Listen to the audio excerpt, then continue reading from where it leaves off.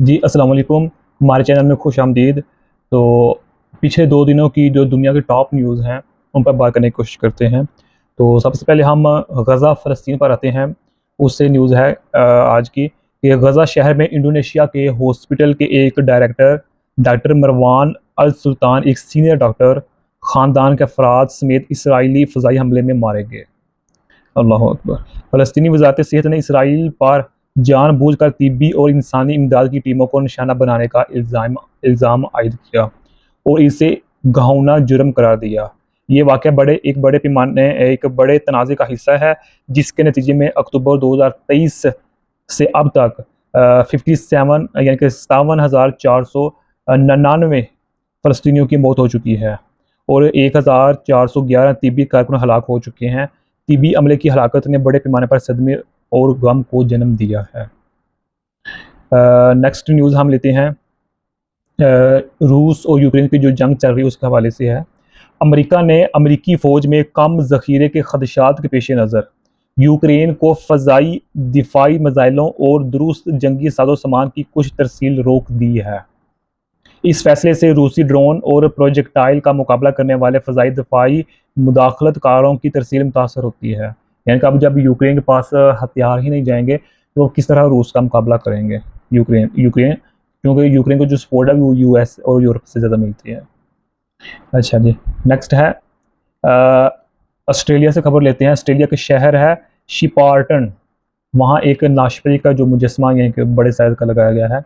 शिपार्टन एक ऑस्ट्रेलियावी शहर अपने ज़रूरी इक़दामात के हिस्से के तौर पर एक बहुत बड़ा नाशपाती उगाने के लिए तैयार है। शहर की ज़रख़ेज़ मिट्टी और साज़गार आबो-हवा उसे नाशपाती और दीगर फल उगाने के लिए एक बेहतरीन मुकाम बनाती है। अच्छा जी, नेक्स्ट हम अफ़्रीका पर चलते हैं। अफ़्रीका से खबर है एक जो है ना हड्डियाँ मिली हैं और जो वो हड्डियाँ हैं वो बताई जा रही हैं कि 4500 से 4800 साल पहले इब्राहिम की उम्र में रहता था वो शख्स।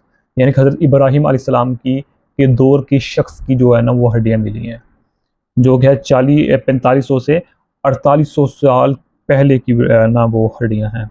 और साइंसदान ये बताते हैं कि वो जो शख्स था वो कुम्हार का काम किया करता था, यानी कि सख्त काम किया करता था। ये कैसे पता चलता है? ये डीएनए किया है और साइंसदानों ने ये भी बताया है कि जो मैयत है उसको किसी बर्तन में ढाँप कर दफ़न किया गया था या लुकाया गया था, छुपाया गया था, व्हाटएवर जो भी है। अलबत्ता ये है कि वो एक बर्तन में था वो जो था ना हड्डियाँ। और डीएनए से भी ये भी पता चला है कि जो बंदा था ये मगरबी एशियाई और मेसोपोटामिया इलाका जो पहले लफ्ज़ यूज़ होता था। अब जो ये यहाँ है ना इराक, कुवैत जो ये रीजन है इसको हम मेसोपोटामिया कर का नाम देते हैं। पहले यही लफ्ज़ इस्तेमाल होता था। अच्छा जी, ये एक अहम दरियाफ़्त है क्योंकि ये आज तक का सबसे कदीम और मुकम्मल कदीम मिस्री जेनोम है और साइंसदान कदीमी मिस्रियों का एक जामिया जीनयाती रिकॉर्ड बनाने के लिए मज़ीद कंकालों की जाँच करने का इरादा रखते हैं। कंकालों मज़ीद मसलन यानी कि यही जिस तरह अभी ये बर्तन से निकला है, इसी तरह मज़ीद ये इरादा रखते हैं साइंसदान। नेक्स्ट हम आते हैं बेरूत यानी कि लुबनान पर। लिबनान या लुबनान। लुबनान के वज़ीर-ए-आज़म नवाफ सलाम ने बुध के रोज़ कहा कि इनकी हुकूमत जंग बंदी के नफाज को आगे बढ़ाने के लिए वसीअतर दबाव के हिस्से के तौर पर हथियारों को सिर्फ रियासती इदारों तक महदूद करने और मुल्क के तमाम इलाकों में अपनी अख्तियार को बढ़ाने के लिए अपनी यानी कि वही कह रहे हैं कि इसराइल और जो फ़लस्तीन है उसकी जंग रोकने के लिए हम अपनी तरफ से पूरी कोशिश कर रहे हैं। अच्छा, नेक्स्ट है तुर्किया से खबर है। तुर्की से तुर्क पुलिस ने 825 किलोग्राम हेरोइन कब्जे में ले ली है और 30 मुश्तबा मनशियात फरोशों को 7 सूबों में बड़े पैमाने पर कार्रवाई करते हुए गिरफ्तार किया है, जिनमें अदाना, बेकारी, हाते, इस्तांबुल, वान, दियार बाकर और मरसीन शामिल हैं। ये इलाके हैं, इन इलाकों से 30 अफराद को गिरफ्तार किया है। अच्छा जी, वज़ीर दाखिला अली यारलियाया की क़यादत में ये ऑपरेशन मुनज़्ज़म जराइम और मंशियात की स्मगलिंग से निपटने के लिए तुर्की की जारी कोशिशों की अक्कासी करता है।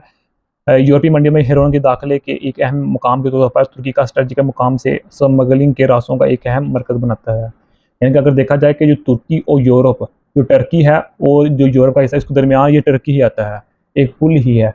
यानी कि हम दूसरे लफ्ज़ों में ये कह सकते हैं कि तुर्की आधा एशिया में आता है, आधा यूरोप में आता है। ठीक है, तो बेसिकली जो ये हेरोइन पकड़ी गई है, ये एशिया से, यानी कि तुर्की से यूरोप की तरफ स्मगलिंग होनी थी, लेकिन ये बड़े पैमाने पर ये पकड़ी गई है। अच्छा जी, नेक्स्ट न्यूज़ है बरतानिया की, यूके की।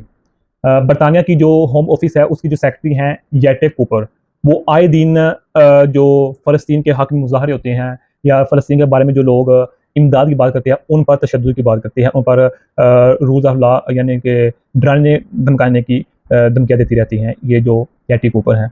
तो उसकी रेलिवेंट खबर है कि बरतानिया की होम सेक्रेटरी येटे कूपर को इंसदाद दहशतगर्दी के कवानीन के तहत फ़लस्तीन एक्शन पर पाबंदी लगाने के अपने मंसूबे पर दबाव का सामना है, जिसमें ग्रुप की तोड़फोड़ और दफाई इंफ्रास्ट्रक्चर को निशाना बनाने वाली रुकावटों की वजह से कौमी सलामती को लाहक खतरात का हवाला दिया गया है। अच्छा जी, नेक्स्ट हम बात करते हैं कनाडा और यूएस यानी कि अमेरिका की, क्योंकि हम जानते हैं कि जो कनाडा का अभी रिसेंटली इलेक्शन हुआ है, तो उसके जो वज़ीर आज़म है कनाडा के, वो डोनाल्ड ट्रंप पर इल्ज़ाम लगाते रहे हैं, यानी कि उन पर ज़ुबानी तौर पर सख्त मजाज रहे हैं, क्योंकि इलेक्शन था, अब वो जीत चुके हैं। तो अब जो कनाडा के वज़ीर आज़म है, वो उनका जो है दिल नरम हो गया, ये समझ रहे हैं ट्रंप के लिए। तो उससे रिलेवेंट खबर है, ऐसा लगता है कि व्हाइट हाउस यानी कि अमेरिका ने अपना रास्ता हासिल कर लिया है, क्योंकि कनाडा के वज़ीर आज़म मार्क कार्नी ने मुल्क के डिजिटल सर्विसेज टैक्स को ख़त्म करने पर इत्तफाक किया है। इस इकदाम का मकसद अमेरिका के साथ तातुल का शिकार तजारती मुज़ाकरात को बहाल करना है। टैक्स जिसने अमेज़न, मेटा, गूगल और एप्पल जैसी अमेरिकी टेक कंपनियों को निशाना बनाया, कनाडा के सार्फिन से हासिल होने वाली आमदनी पर 3% टैक्स आयद करने के लिए मुकर्रर किया गया था। अमेरिकी सदर डोनाल्ड ट्रंप ने टैक्स को अमेरिकी कंपनियों पर सानहा हमला करार देते हुए तजारती मुज़ाकरात को रोक दिया था और कनाडा के सामान पर महसूलात की धमकी भी दी थी। दोनों ममालिक अब 21 जुलाई 2025 तक एक जामिया तजारती मुआहदे को हतमी शक्ल देना चाहते हैं। कनाडा की हुकूमत डिजिटल सर्विसेज टैक्स एक्ट को मनसूख करने के लिए कानून साजी करेगी। अच्छा जी, नेक्स्ट खबर हम फिर बरतानिया पर आते हैं, यूके से यूके की खबर लेते हैं कि यूके में जो एक्ट बनाया गया था सेम जेंडर का, यानी कि मर्द मर्द से शादी कर सकता है, औरत औरत से शादी कर सकती है, तो ये जो एक्ट है, जो ये लॉ है, ये दोबारा बहाल कर दिया गया है। इस फैसले को कैरिबियन में प्लस LGBTQ के हकूक़ की फ़तह के तौर पर देखा जा रहा है, यानी कि एक फ़ख्र महसूस कर रहे हैं जो बरतानिया के लोग हैं।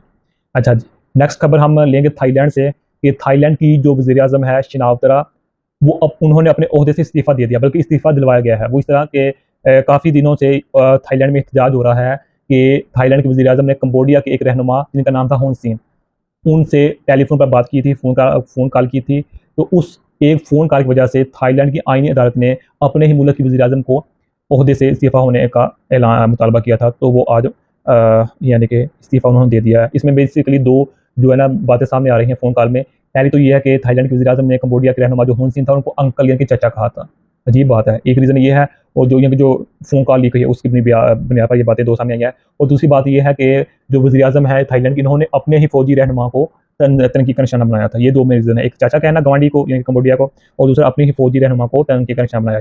सिर्फ इन 2 अगर देखा जाए तो ये वजूहात इतनी बड़ी नहीं है, लेकिन फिर भी उन्होंने आईनी अदालत में इस्तीफ़े का मुतालबा किया है। और लास्ट पे जो न्यूज़ है, वो है चाइना से। चाइना में यूनिवर्सिटियों की टीमों के दरमियान मैच हुआ फुटबॉल का, जिसमें 4 टीमों ने हिस्सा लिया। और ये जो 4 टीम है, वो बिल्कुल AI 100% AI रोबोटिक रोबोट्स थे, यानी कि रोबोट्स ने आपस में खेला है। और जो इसमें एक टीम जीती है, उसने अपने जश्न का जीत का जश्न भी मनाया है। हैरत है ना, हैरत अंगेज़ बात। ये दुनिया के में पहली मरतबा ऐसा हुआ है कि चीन में रोबोट्स जो AI से तैयार किए गए हैं, उन्होंने आपस में फुटबॉल का मैच खेला है।